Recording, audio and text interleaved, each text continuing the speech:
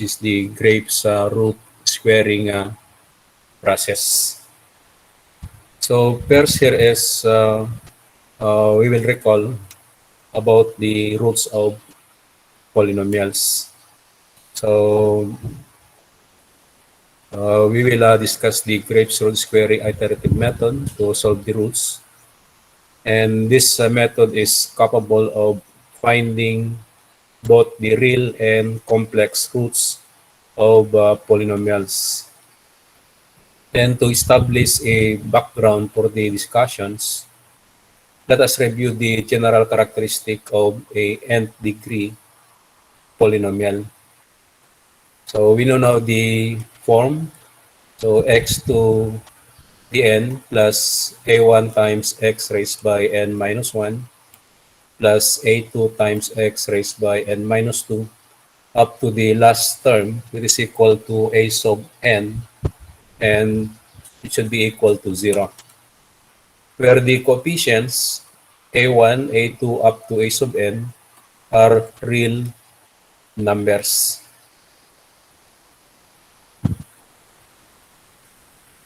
So, for such polynomials, the following facts apply. So, you already know this one, okay? So, from your lower mathematics. So, there will be n roots. So, whatever the highest power of the variable, it is the degree of the polynomial, will give to us the number of roots. So, if we have a fifth degree polynomial, so expected that there are 5 roots to be extracted there. Second, there will always be at least one real root if n is an odd integer. Then 3, from Descartes' rule, state that the number of positive roots is equal to the number of sign changes of the coefficients, or is less than this number by an even integer. By transforming the polynomial to f sub negative x equal to 0, the number of the negative roots is equal to the number of sign changes, or is less than this number by an even integer. So this less than by an even integer, because if there's a complex root in a given polynomial, usually it is always a conjugate pair based from statement number 5. So we will minus that, okay? So kung say example sa positive root, kung meron siyang complex root, so it should be minus 2 if we have one pair of complex roots, and so on. So it is also possible that equal roots exist. So yeah, so number 5, when complex root exists, they occur in conjugate pair. So if you're going to let's say to illustrate, okay, so let's consider an example, a polynomial, and we will see how to determine the number of positive roots and negative roots. So let's say to consider the example. So f sub x or y is equal to maybe x to the 5th, then minus 8x to the 4th plus 15x cubed. So kailangan it should be arranged from the highest power to the lowest. It should be descending in order. Okay? So hindi pwedeng hindi arrange. So if we have a polynomial like this, and you're going to determine how many positive roots and also negative roots to be extracted here. So we will use the Descartes rule. Okay. By the way, the highest power is 5, so it is a 5th degree polynomial. So there are 5 roots to be extracted here. So first here is we're going to see the number of sign chains for f sub x. So starting from the highest exponent, of the variable. So it is positive. Then it goes to the next term. It is negative. So we have now one sign change here. Then from negative 8 to positive 15, we have again another sign change. So meron na tayong dalawa. Then from 15 to 20, so wala yan. Then from 20 to negative 76, so we have another sign change. And another sign change from negative 76 to 48. So we have 4, okay? So meaning that there are 4 positive roots. That is the maximum number of positive roots or less by an even number. So that even number, if there is a root, it is a complex root because it is always a conjugate pair. So always na dalawa yan, not one pair yan, okay? So kung one pair, dalawa, so minus 2. Then if you're going to determine the number of negative roots, so I will place na lang dito sa taas. So f sub negative x.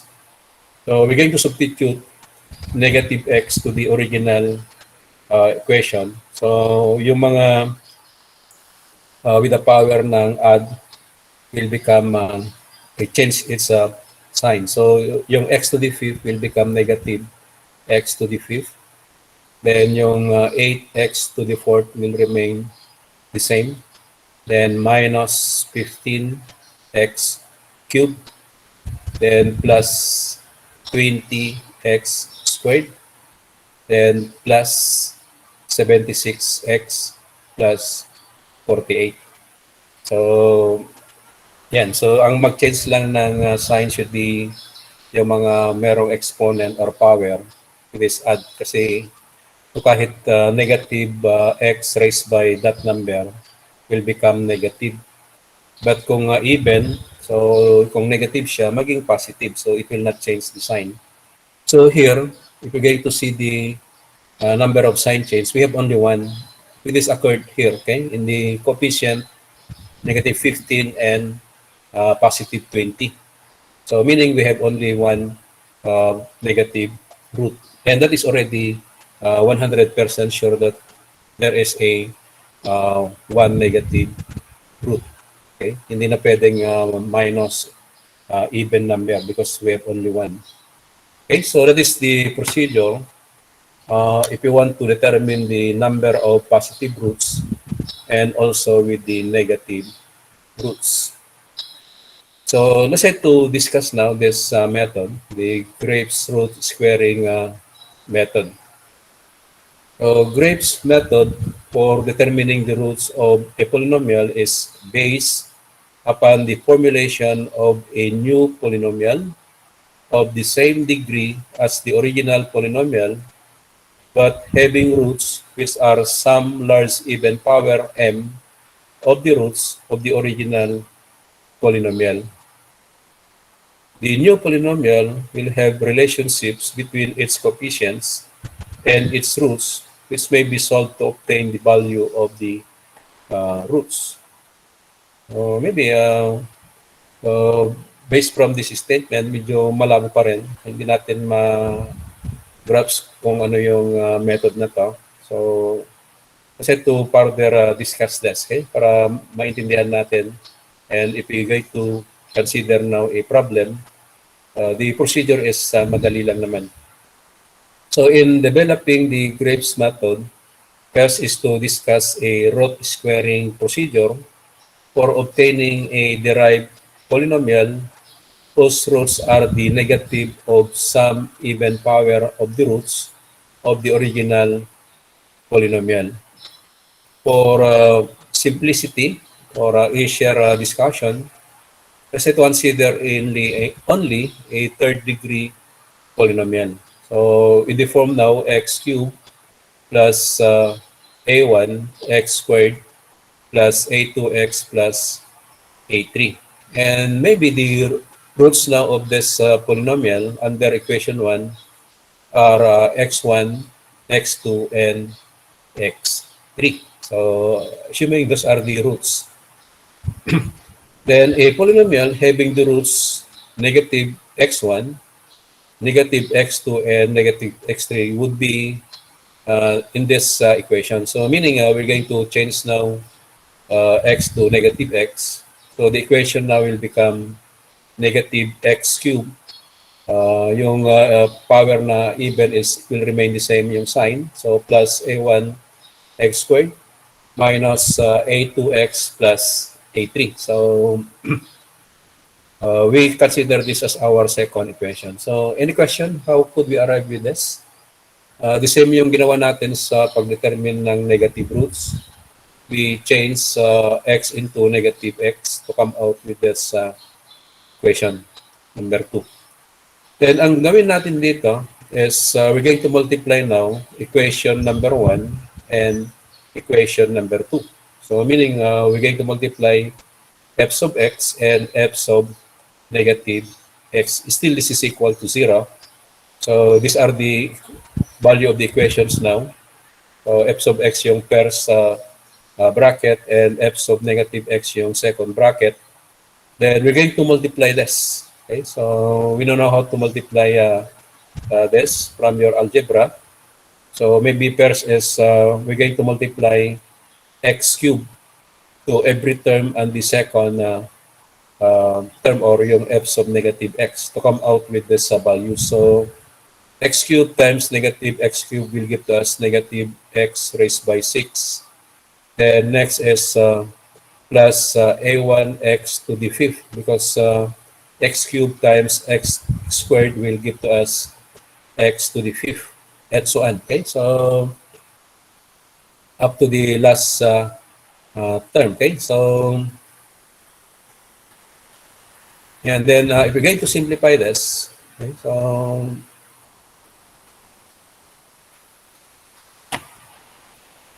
let's say to simplify by grouping the same power. So we have now negative x raised by 6 plus x to the fourth multiplied by a1 squared minus twice a2 plus x squared multiplied by twice a1 a3 minus a2 squared plus a3 squared. So makita natin example sa x to the fourth or bakit walang x to the fifth. So kung tingnan natin dito sa product, yung x to the fifth will cancel out. Okay? So meron tayong a1 x to the fifth here. Meron tayong positive a1 x to the fifth here. So makakancel yan.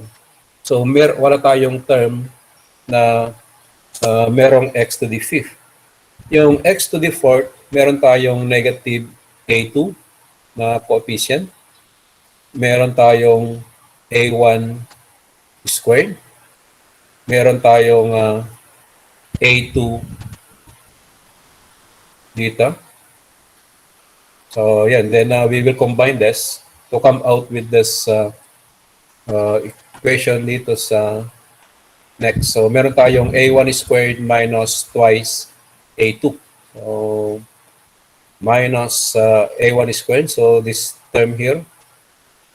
Then, meron tayong dalawang minus a2 multiplied by x to the fourth and so on. Okay? So, kaya meron tayong result, which is now this one. The same also with the term with x cubed. So, makakancel din yon. And also the term na merong x, they will also cancel out. Then, let's say to let now y is equal to negative x squared. So, if we substitute now this value of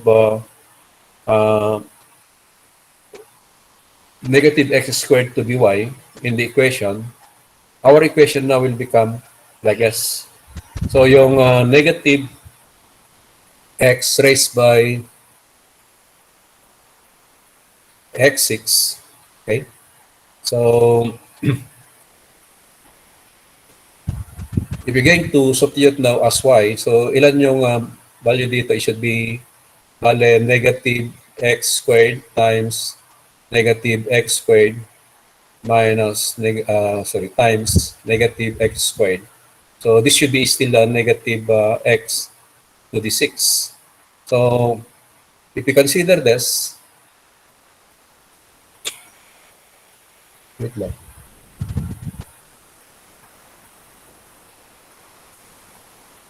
Okay.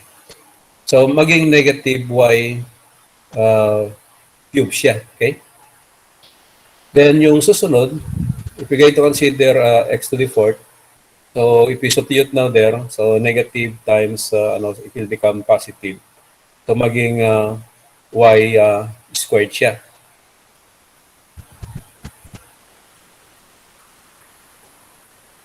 Hindi, ano pala yung negative. Positive yan, okay? Kasi factor out natin yung negative x to the 6. So yung lalabas dito is negative y cube times negative will become positive y cube.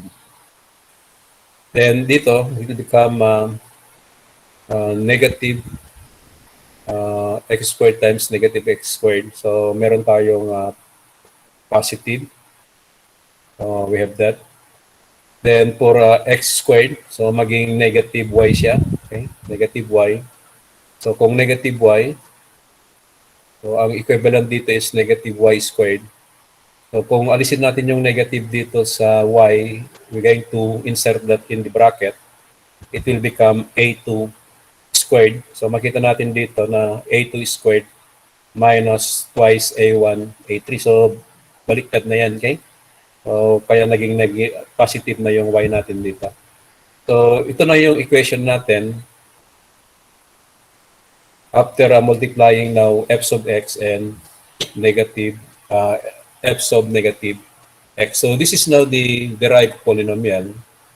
Now this one is still the same degree as the original polynomial. So you can see here that also yung a1 squared minus twice a2 is already equal to b1. We let that as b1. Yung a2 squared minus twice of the product of a1 and a3 will be represented by b2. And yung a3 squared is represented by b3, so that this one now will become a third degree polynomial. But the root now of that should be still the same as the original root, but it should be already raised by 2. So it is the negative of the original root raised by 2 based from our discussion. So tingnan natin dito. So equation 3 is a derived polynomial of the same degree as the original polynomial of equation 1. And it has roots which are the negative of the squares of the roots of the original polynomial. So meaning that the root now of the derived polynomial there should be equal to negative x1 squared, negative x2 squared, and negative x3 squared. So, yan. So if this root squaring procedure is again multiplied, beginning with the derived polynomial of equation 3, another third degree polynomial will be obtained, whose roots will be the negative of the squares of the roots of the derived polynomial of equation 3, and at the same time, the negative of the fourth powers of the roots of the original uh, polynomial.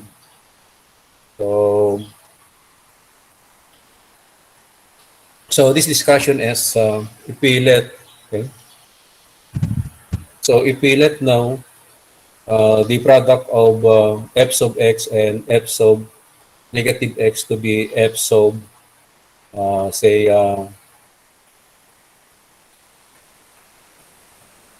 another variable, okay, so maybe z, okay, it is the product of f sub x and f sub negative x. So we have y cubed plus b1 y squared plus b2 y plus b3. Then, if you consider f sub negative z, so it should be equal now to um, negative y cubed plus b1 y squared minus b2y plus b3.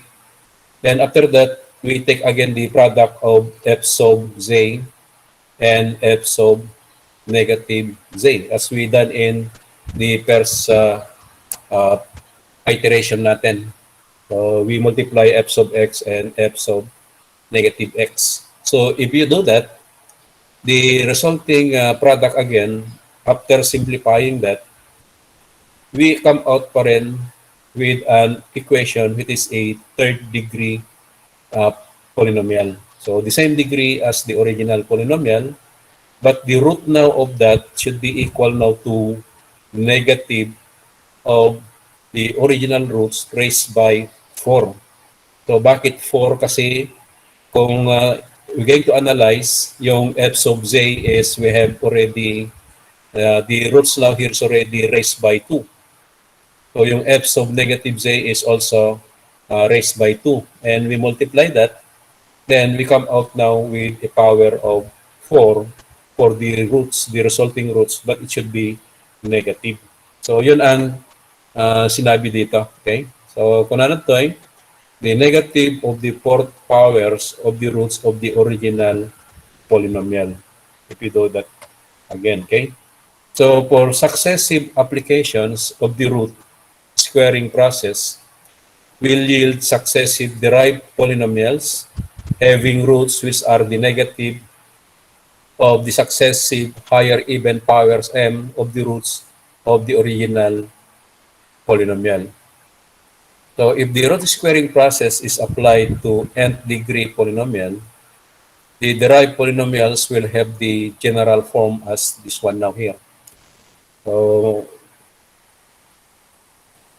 we have now y raised by n plus a1 squared minus twice a2. So makita natin mamaya na madali lang na i-formulate yung mga equation natin dito for the coefficient of the derived polynomial. So multiplied by y raised by n minus 1 plus next term a2 squared minus twice a1 a3 plus twice a4 multiplied by y raised by n minus 2 up to the last term which is now an raised by 2. So that is squared. And if you're going to analyze this equation, yung general form of the derived polynomial, if you're going to analyze that, it should be looks like this. So inspection of the previous equation reveals that its coefficient of the polynomial being formed consists of, so there are 4 here, okay? So square of corresponding coefficient. So if you're going to see here, so meron tayo makikita dito na a1 squared, a2 squared, a3 squared. Then kung tingnan natin yung susunod na term, meron tayong a4 squared. So those are the square of corresponding coefficients. Then next is twice its product add. So kung tingnan natin dito, meron tayong product of a1, a3. So 1 and 3 are odd numbers. So twice yun, okay? So meron tayong makikita na twice a1, a5 for the other terms here. So that is number 2. Number 3, twice its product even. So again, you can also hear, so here also a product of odd numbers, yung a2, a4, and it should be twice. Then meron naman sa susunod na terms. Then 4, twice the last coefficient. So it should be square to. Okay? So square of the last coefficient. So, kung tingnan natin dito, meron tayong an squared. So clerical error yan. Okay? Let's say to have an example here. Okay? Para makita natin how could we formulate based from that analysis. Okay? So, by the way, meron pang additional dito for the terms or numbers 2, 3, 4. So, it should be symmetrically located with corresponding coefficient. So, makita natin yan, what is the meaning of corresponding coefficient. Okay? So, then, the all of this should be alternating sign from positive. So, if you observe also, the sign of the yung mga coefficient natin dito are always starting from positive, then minus. Okay? So, plus, minus, plus. Yung terms dito is A3 squared, minus, then ang susunod is plus, then ang susunod should be minus. So, kung meron pa, plus again. So, it should be a alternating sign from positive. So, that is the procedure. How could we formulate the coefficient of the derived polynomial? And we have an equation now here. Okay? So, let's say to determine the coefficient of the derived polynomials for different level of powers of the root. So, the given polynomial is a fourth degree polynomial. So, we have x to the fourth minus 10x cubed plus 35x squared minus 50x plus 24. So, gagawa tayo ng table na ganito na yung first column natin is it indicates the power of the root, that is our m. Then yung next column will give to us the first coefficient of the polynomial. Usually, ang coefficient natin dito is a sub o. Hindi lang natin inilagay kanina na ang coefficient natin na 1 dito sa x to the fourth is a sub 0. Yung negative 10 is usually our a sub 1. Then yung 35 is a sub 2. Negative 50 is a sub 3. And yung 24 is a sub 4. So, a sub 0x to the fourth. So, we're going to place the coefficient here. Ganon din dito sa susunod. A1, A2, A3, A4. So, if the power of the root is 1, meaning we're going to consider the original coefficient of the polynomial. So, we're going to extract there. We have 1 minus 10, 35, minus 50, and 24. So, these are the original coefficients of the polynomial. Okay.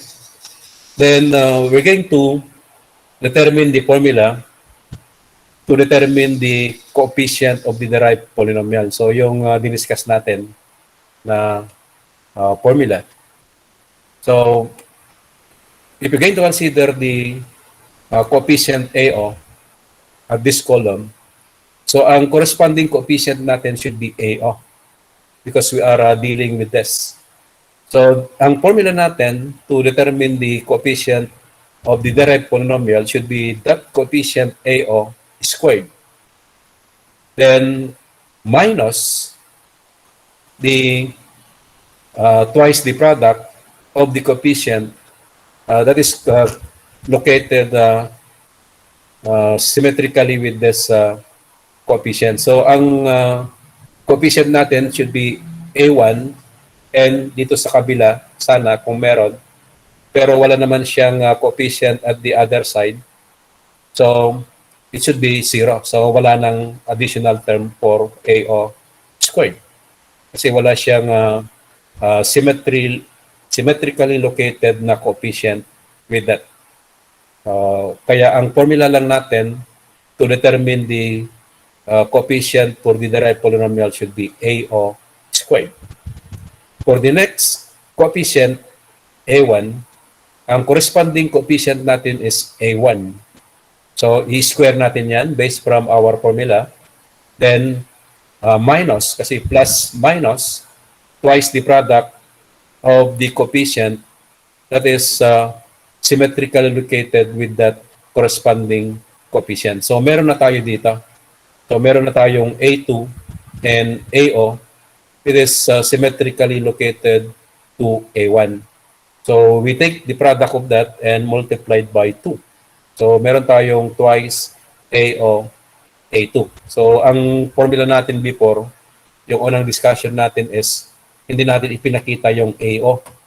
So, kung tingnan natin dito sa derivation natin kanina, so ito, okay? A1 squared minus twice A2. So, sana meron siyang A sub 0 dito. Kasi kadalasan kasi na value ng AO natin is 1. Kaya ino-omit nila. But kung in case na hindi naman siya 1, so kailangan alam natin yan. Okay? So, and then kung meron pang another symmetrically located na coefficient with that corresponding coefficient na A1, then it should be plus twice again. But in this coefficient, wala na. Kasi wala namang pair. Wala nang pair yung A3 doon sa right side. So, meaning we're going to stop now up to that point. To come out now with this formula for the coefficient of the derived polynomial. Then, under coefficient A2, here, ang corresponding coefficient natin is A2. So, the formula should be A2 squared minus twice the product of the coefficient that is symmetrically located to this coefficient. So, meron tayong A1 and A3 at sumbangir. So, it should be twice of that product.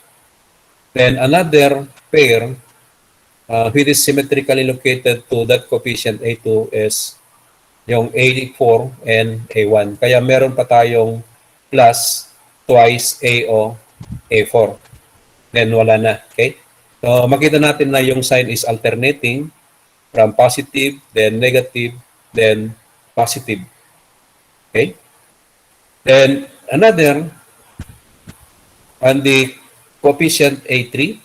So the corresponding coefficient should be that coefficient. So A3 squared minus twice the product of the coefficient that is symmetrically located to this coefficient, which are now A4 and A2.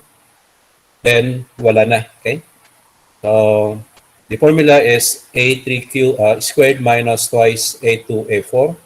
And yung last na is already A4 squared. Okay? Kasi wala naman siyang, yung A3, wala naman siyang paper dito sa kabila para sabihin natin na symmetrically located with respect to that coefficient. So, ito yung mga formulas na gagamitin natin to compute these values now and m is equal to 2. So, yung 2 na yan is the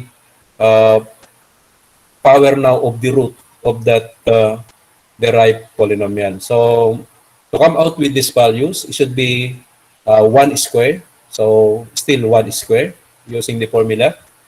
Then, dito sa 30, yung pag-compute natin dito should be A1 squared. So, meaning negative 10 squared minus twice the product of 1 and 35. So, try to compute that.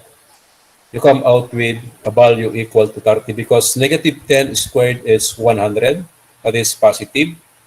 Then twice of 35 is 70.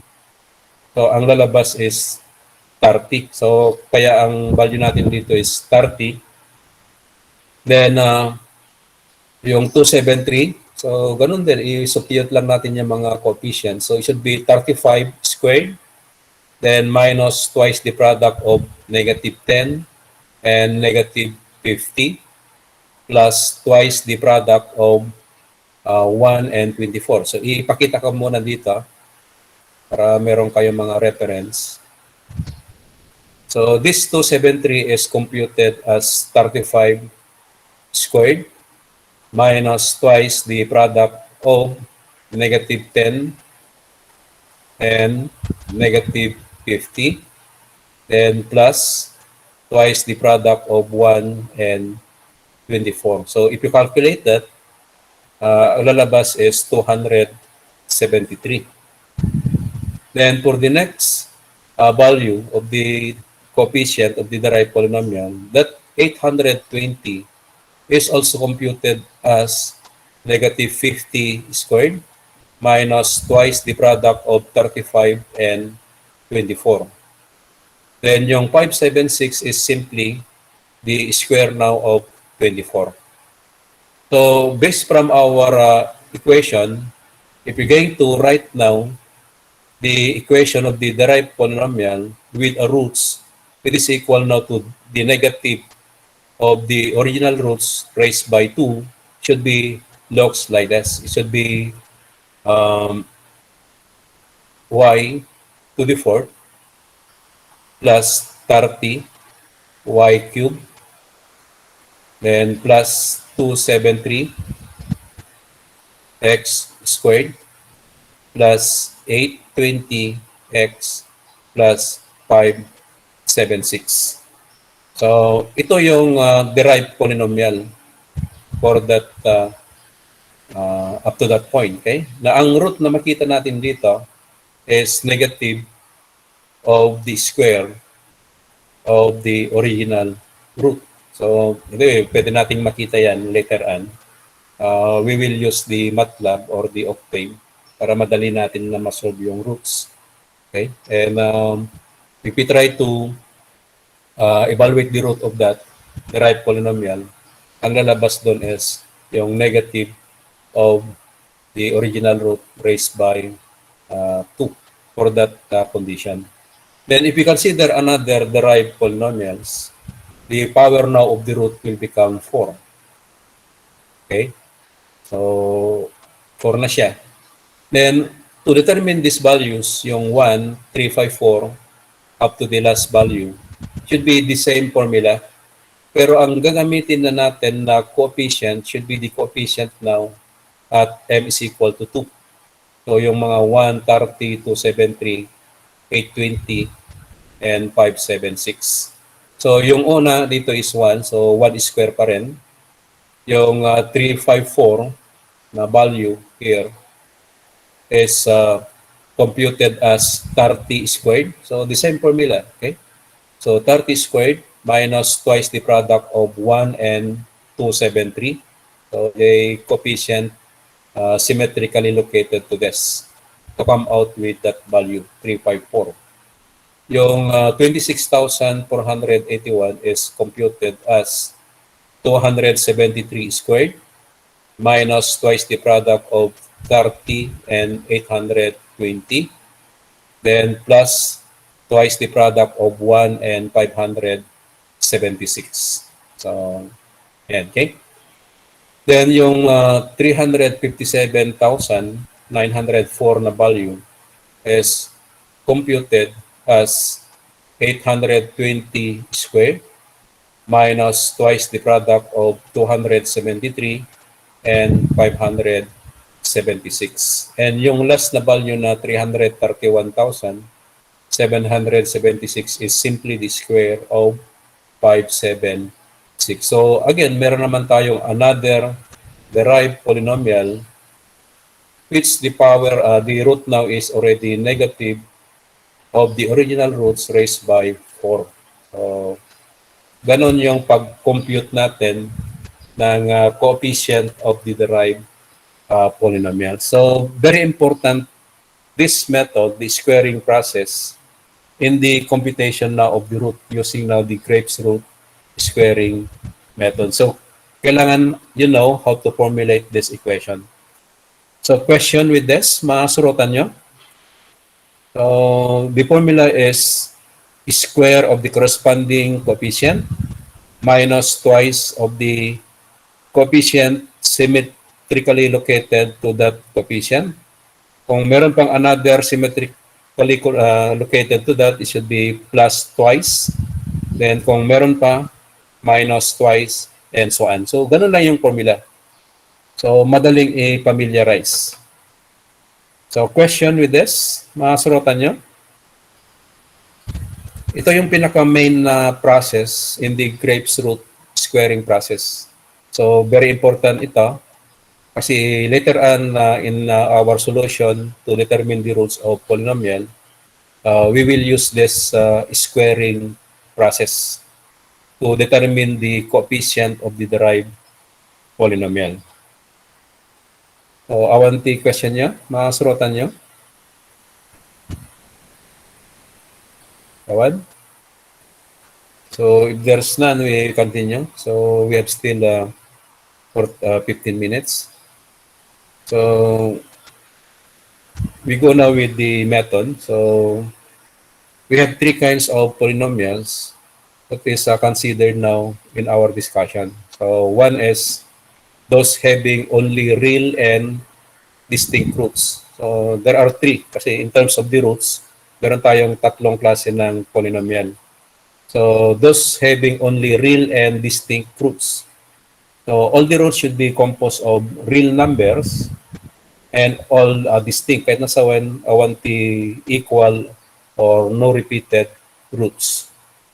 Another type is those for those whose real roots include equal roots.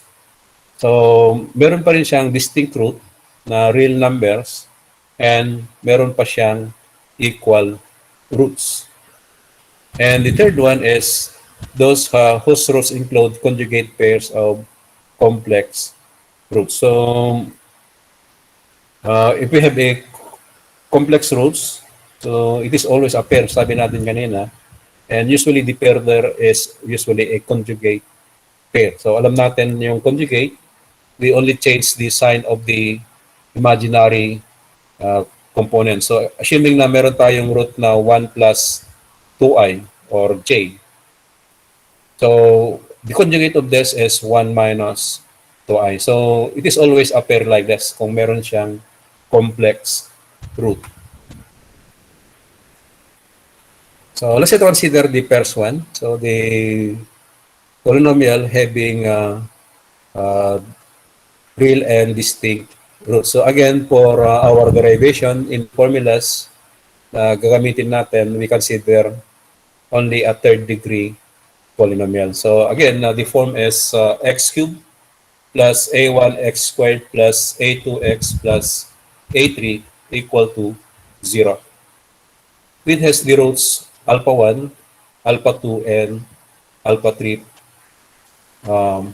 in the equation 1. Okay, so equation 1 can be expressed in factored form as x minus alpha 1 times x minus alpha 2 times x minus alpha 3. So, you know now this one, Polynomial algebra, okay? Kasi kung ma-factor out natin yung given equation, or ma-factor natin yan, then we can easily determine the roots. Tama ba? Na kung meron na tayong equation na ganito, it is already factored like this. Then, if you set that to 0, then you can compute now that the value of maybe one root is x minus alpha 1 equal to 0 is x equal to alpha 1. So we move now alpha 1 to the other side, it will become positive, and one root now will become positive alpha 1. Ganon din sa mga other roots. So meaning this equation is still the same as equation number 1. Okay? Then, ang gawin natin dito is we're going to expand again this one. So, multiply these three terms to come out now with this. So, wag na natin i-detail yan. So, we know how to multiply this. Okay? So, i-multiply muna natin yung dalawang terms. After multiplying that, you multiply the third terms to come out with this product. And rearranging this product, grouping that with the same variables, so we come out with this. So x cubed plus yung variable na x squared, meron siya mga coefficient na negative alpha 1 minus alpha 2. So this should be minus alpha 2 minus alpha 3. So multiplied by x squared. Then plus yung mga term na meron siyang x. So ito na yung lalabas na coefficients. So alpha 1 times alpha 2 plus alpha 1 times alpha 3 plus alpha 2 times alpha 3, then multiplied by x. Then minus alpha 1 times alpha 2 alpha 3. So this one is taken from the previous equation. So makikita natin dito, Example, yung coefficient na merong x squared. So, tingnan natin. So, meron tayong negative alpha 2 x squared, negative alpha 1 x squared, negative alpha 3 x squared. So, kung i-group natin yan, it will give to us this value. So, i-factor out natin yung x squared and we come out with that value. So, that is now the resulting equation after simplifying the product of that one. Then, rewriting the expanded form, that is x cubed plus a1 x squared plus a2x plus a3. Ito yung original equation natin. Then, our a sub o should be equal to 1. So, yung coefficient natin dito is usually a sub o, 1. Then, yung coefficient na a1 now should be this one, negative, or the difference now of alpha 1, alpha 2, alpha 3. So, we have this. Yung a2 natin is ito, and our a3 is that one.